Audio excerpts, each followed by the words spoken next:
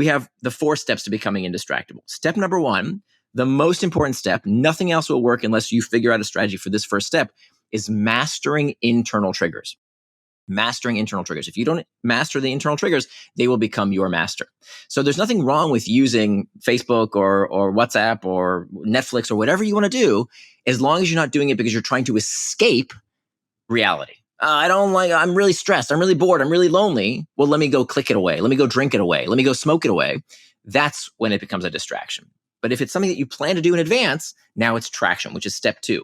Make time for traction. So one of the best pieces of advice I can give people is the things that you currently think are your distractions, right? Whether it's Pinterest or Facebook or YouTube, whatever.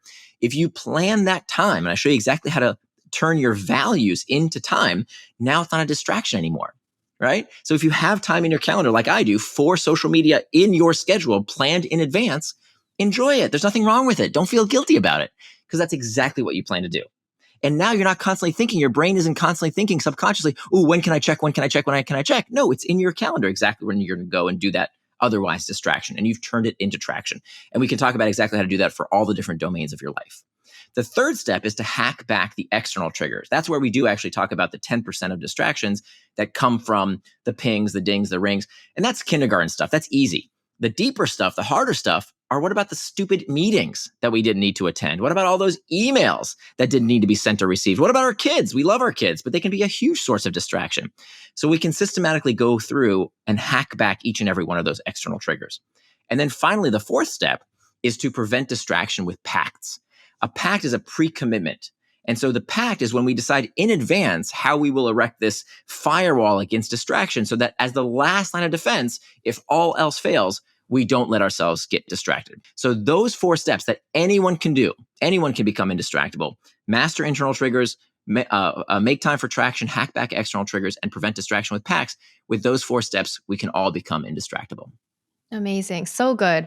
I think the biggest one would be number 1, master internal triggers. So let's get into that, because that's something that is not taught, but I think it should be taught to every human being, because it really controls how we live our life.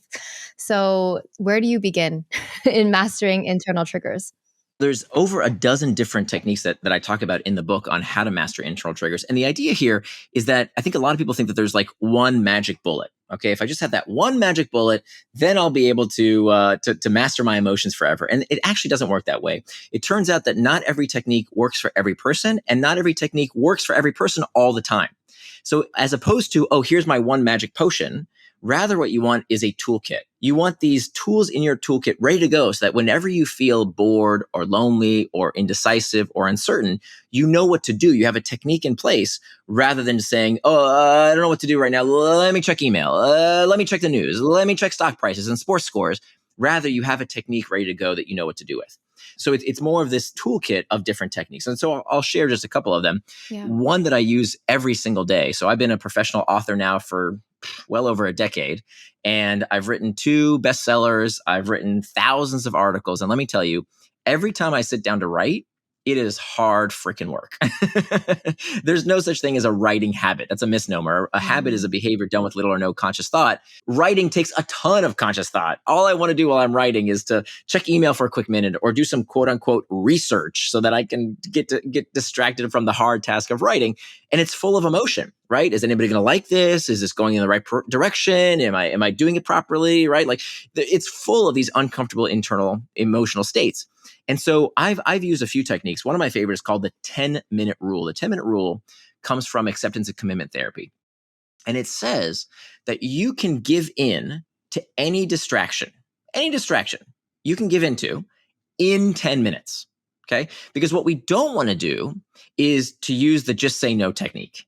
We know that strict abstinence, which is what most people do, right? They say, I'm going to go on a diet. I need to lose weight. No carbs. I'm going to stop drinking. No alcohol, right? They do this just say no technique, which can work for some people in some situations, but for many people, it backfires. Why does it backfire? Why does abstinence backfire so often? Because it elicits what's called psychological reactance. Psychological reactance is that feeling you get when someone tells you what to do. Okay. When you were a kid and your mom told you to put on a coat and you said to yourself, I don't tell me what to do. Right.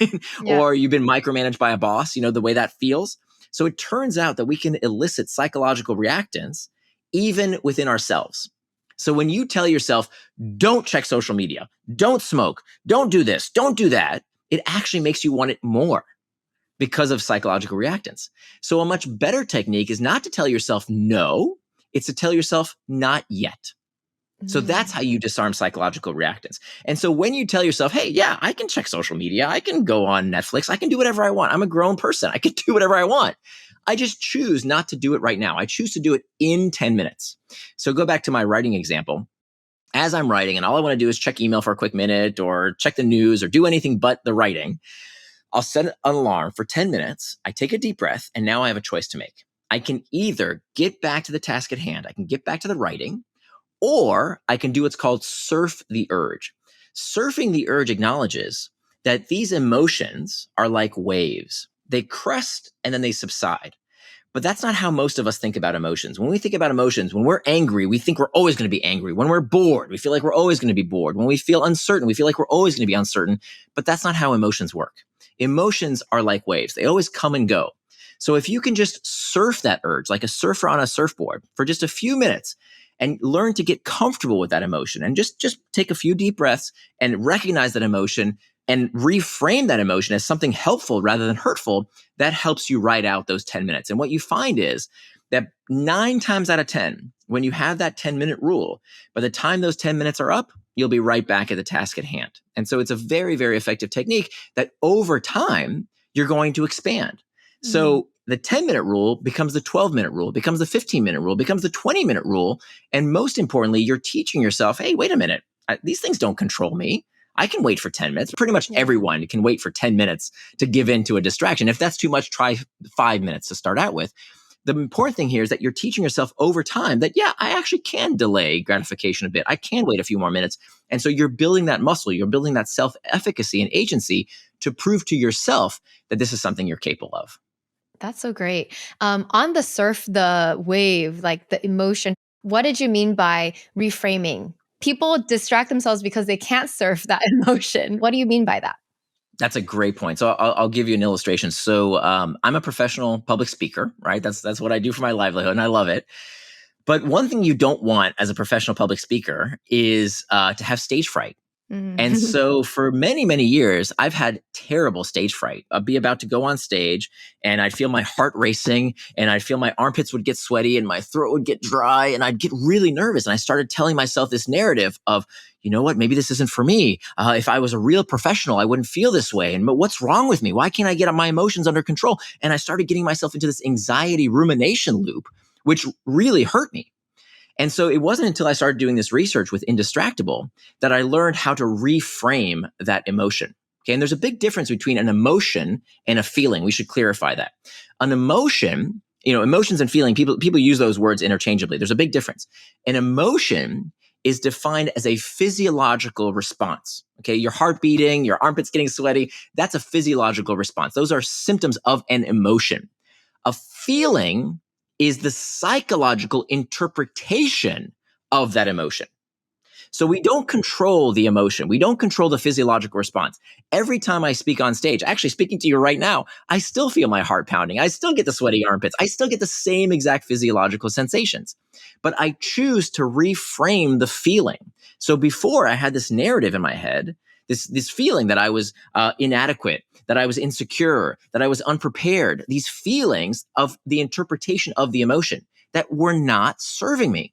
And so as I looked at the psychology literature, I realized that was just a story I was making up, and I could choose the story any way I want. Yeah. So today, when I feel the same exact physiological sensation, the same exact emotion, I've reframed them. I've reinterpreted it. So now when I'm about to go on stage and I feel the same exact pounding heart, now I tell myself, okay, you know what's happening? My heart is beating faster to pump more oxygen to my brain so I can deliver my best possible talk. Wow. I love that. So Yeah. you can craft any story you want because feelings are just stories. Yep. The emotion you're not going to change. You're not going to change your physiological response, but you can absolutely change the psychological response. Yeah, I love that. I do something similar. It's like when I have this anxiety or nervousness, I try to reframe it as this is excitement, right? It wouldn't make me Exactly. feel this way if it wasn't important. So it means all it means is I care. Perfect, perfect. That's a great example. And in fact, so now what do I do when you talked about when I surf the urge as I'm writing. So now what I'll do is in those 10 minutes when I'm surfing the urge, another technique that's in my book that I talk about is how to use a personal mantra. Now, my personal mantra, I'll share it with you. Yeah, you can make up your own, but the one that works for me in terms of helping me reframe that discomfort, as opposed to saying, "Oh, this is boring and I don't want to do this. Maybe it's not very good, or maybe I'm not very good." Instead, here's what I do. I take a deep breath. I close my eyes and I repeat this mantra. This is what it feels like to get better. This is what it feels like to get better. And I just say that to myself in my head silently, just a few times, just take a Yeah. couple breaths. And now I've reframed it as, you know what? The fact that this is hard is the point. If it Yeah. wasn't hard, everyone can do it. Now that's what Yeah. makes my work special, is that it's difficult. That's what it's Mhm. supposed to be. As opposed to, I think we have this culture that if anything feels bad, if I feel bad, if I'm not happy 100% of the time, then something must be wrong with me. Give me a pill, give me a potion, give me a therapy. No, feeling bad is part of the human condition. We should leverage it like rocket fuel to propel us towards traction rather than trying to escape it with distraction. I love that so much. That's so powerful. Like listeners, repeat that part. I've done something similar where I'm really into affirmations. And so I recognize I procrastinate when something's hard. So I recognize it's a belief internally that says I'm afraid to do hard things. And so I had to like flip it, be like, I can do hard things. I'm confident in doing hard things. Like you just create like a positive reframe that helps you change it. Flip it around completely, right? So I had the same problem. And look, procrastination is always an emotion regulation problem. Okay. For the vast majority of people, they jump to, oh, I must have ADHD. I must have OCD. I must have this. I must have that. Some people do. It's very, very, very small, less than 1% of the population. So there's a 99% chance there's nothing wrong with you. It's just that you haven't become comfortable with discomfort. Yeah. So reframing something difficult as an opportunity, as or framing it completely differently. Like, for example, what I've started doing lately is when I say, oh, this is hard and I'm procrastinating because this is difficult, I reframe it as, this isn't hard. Like, I literally start telling myself, this isn't hard. You know what's hard? Working in construction, being a Yeah. garbage collector, working in the sewers. Like, that's hard. I get to write on a computer. That's not hard. Yeah, it's true. You're making it bigger than it actually is. And if you can just tell yourself it's not a big deal.